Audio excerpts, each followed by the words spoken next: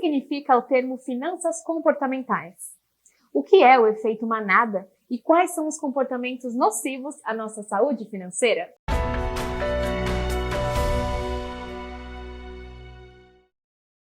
Olá, eu sou a Daniela e estou aqui para apresentar o seu Boletim de Investimentos Visão Prev do mês de fevereiro. Nesse mês, o tema da nossa entrevista é Finanças Comportamentais. Esse tema é bastante importante, principalmente no contexto de pandemia em que o mundo todo sofre efeitos emocionais e psicológicos, o que pode impactar na tomada de decisão. Para conversar com a gente sobre esse assunto, a entrevistada do mês é Luciana Pavan, consultora de finanças pessoais do canal 90 Segundos de Finanças, especialista em economia comportamental e head de projetos na InBehavior Lab. Olá, Luciana! Que bom tê-la aqui conosco! Agora, conta pra gente o que significa o termo finanças comportamentais, por favor. Olá, Dani! Olá, pessoal da Visão Prev, tudo bom? Eu adoro esse tema, muito obrigada pelo convite. E finanças comportamentais, ela nasceu da necessidade de entender como é que as nossas emoções, como é que a nossa parte irracional afeta na nossa tomada de decisão, principalmente nas nossas decisões financeiras. Em 2002, um psicólogo israelense chamado Daniel Kahneman, ele ganhou o prêmio Nobel estudando exatamente como o nosso cérebro funciona nas tomadas de decisão. Ele chegou à conclusão que existem dois sistemas que existem ao mesmo tempo, o sistema 1 e o sistema 2. O sistema 1 é aquele sistema automático, ágil, rápido. Sabe assim, quando eu te pergunto quanto é 2 mais 2 e você responde 4 rapidinho? Ou às vezes você faz um caminho que nem lembra que caminho você fez, você chega no lugar e fala, nossa, por onde eu vim mesmo? Então, tudo isso foi o seu sistema 1 do cérebro funcionando. O sistema 2, ele é mais racional, ele é aquele sistema que você triga quando precisa fazer atividades que você não está acostumado. Por exemplo, olhar um contrato, uma conta matemática muito complicada. Então, assim, eles estimaram que a gente toma mais ou menos 35 mil decisões por dia. Imagine se todas essas decisões fossem pelo sistema 2, não sobraria energia para mais nada, né? Então, assim, o sistema 1, esse mais automático, ele é responsável por 95% das nossas decisões do dia. E o sistema 2, mais ou menos por 5% das nossas decisões.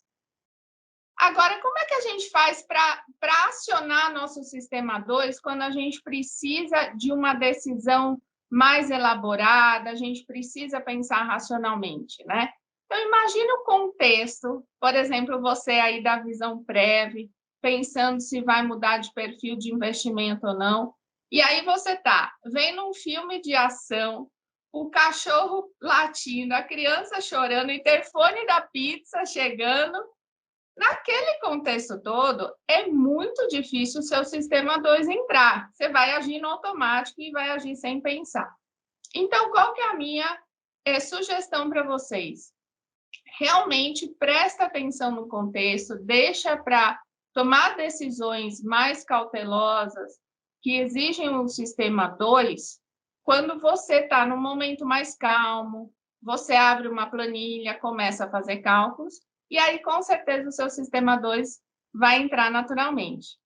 Isso é uma forma da gente evitar erros nas tomadas de decisões, evitar agir pela emoção e, principalmente, agir porque todo mundo está agindo, sabe? Pelo efeito manada. Luciana, você citou o efeito manada. Conta um pouco mais pra gente sobre esse termo que tanta gente fala por aí. O efeito manada existe quando as pessoas tomam decisões não por si só, não baseadas em informações próprias, informações que elas colheram, e sim seguindo um fluxo de uma multidão. A ideia de ir com a manada tem uma longa história na filosofia e na psicologia de multidões.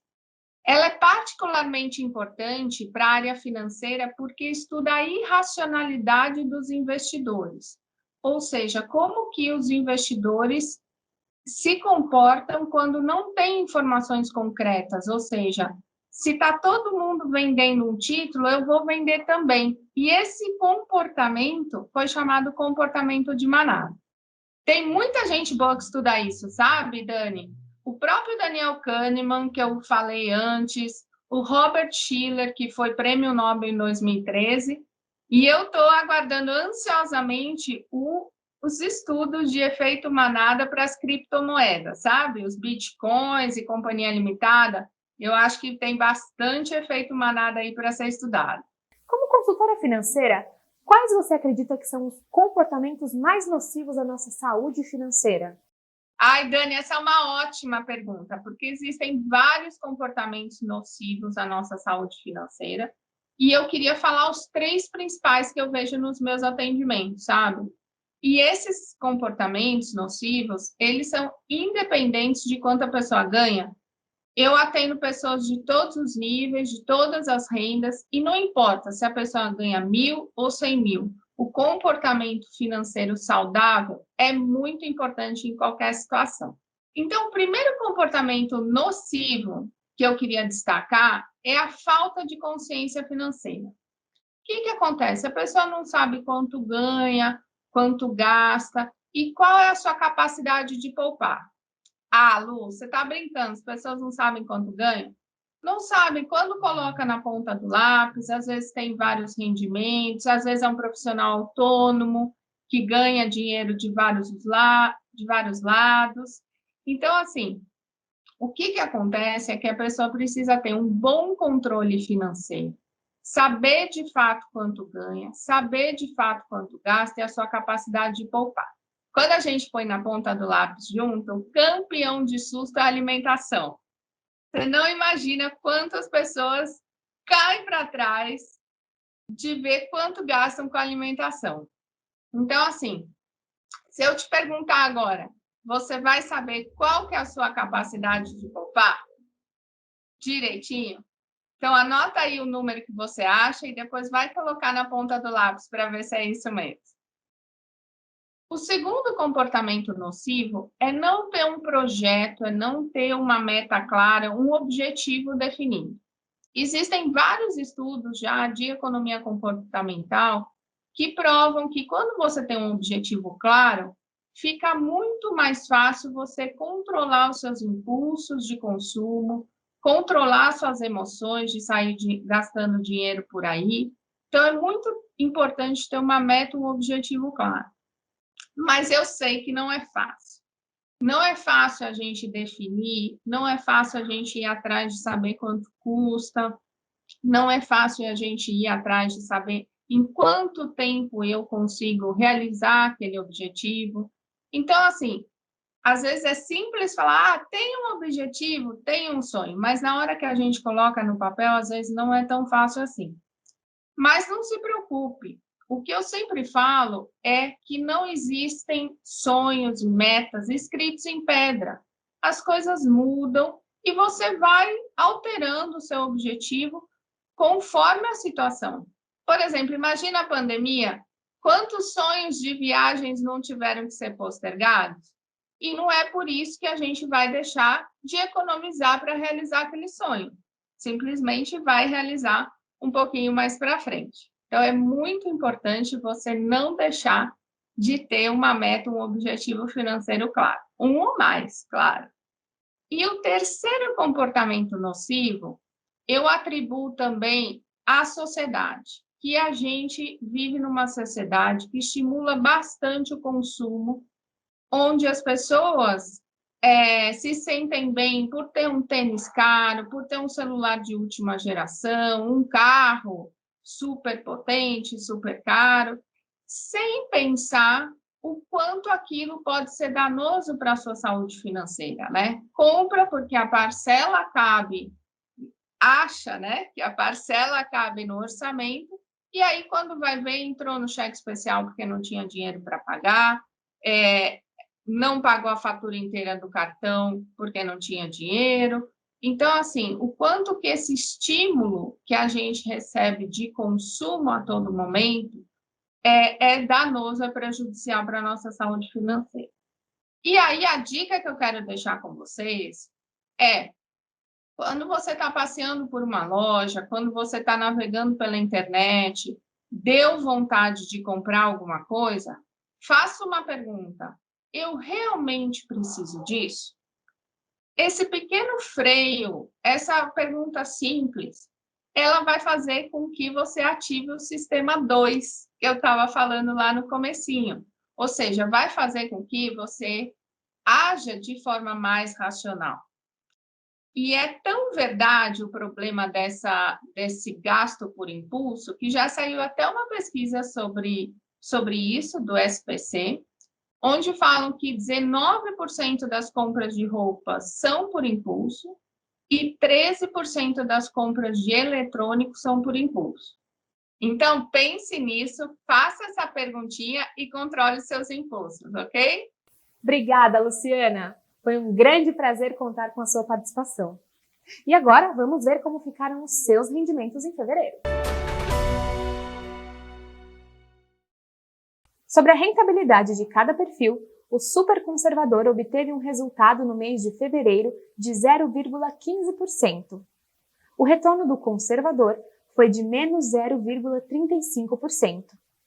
Já no perfil de investimento moderado, a rentabilidade foi de menos 1,17%, enquanto o agressivo apresentou um retorno de menos 1,87%. Já o perfil agressivo renda fixa a longo prazo obteve um retorno de menos 1,23% no mês. E para saber a alocação dos perfis e a rentabilidade acumulada em 12 e 36 meses, é só acessar a página do boletim. No seu e-mail, você também recebe a rentabilidade obtida. Agora vamos falar um pouco sobre como os cenários nacional e internacional refletiram nos seus investimentos. O número de casos de Covid no país continuou a crescer em fevereiro, bem como o número de mortes. Alguns estados ampliaram as restrições de circulação para conter o avanço da pandemia, que apresenta números maiores que o pico visto em 2020.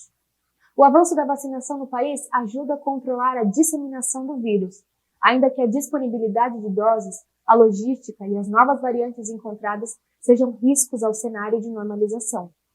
A atividade econômica brasileira continua pressionada, com um nível de endividamento público alto, acarretando em desvalorização no mercado acionário e em um aumento dos níveis das curvas de juros em fevereiro.